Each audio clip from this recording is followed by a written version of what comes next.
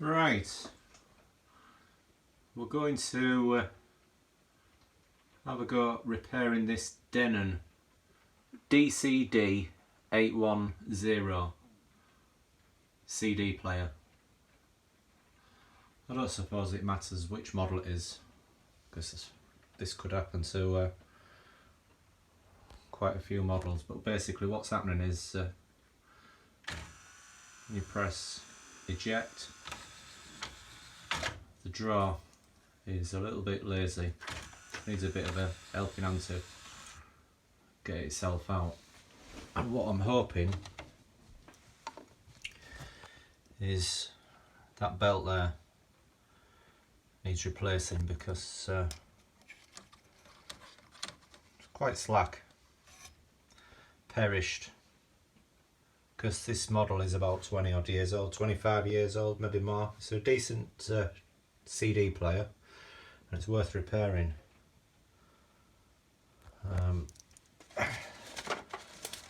Got the belt all the way from Italy, can you believe it or not? So I'm gonna go at repairing it. I'm hoping that cog, what you can see, comes off, but it's just caught slightly, so it's not going to come straight up. So basically that screw needs to come out and it needs to go to the right to get it off. There's no way I can get the belt on otherwise, because it's tight up virtually. So let's have a go, see if we can do it. Okay, we've got the cog off. I should say the wheel, but it's got a little cog on it. So we're going to get that belt on and pop it back on that spindle.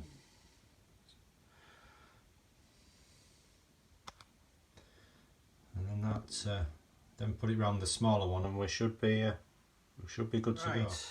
We've got that little wheel back on. It was a little bit fiddly. It was even more fiddly trying to get that belt on, but new belt's on, and it seems to have cured it. Let's try it a few times.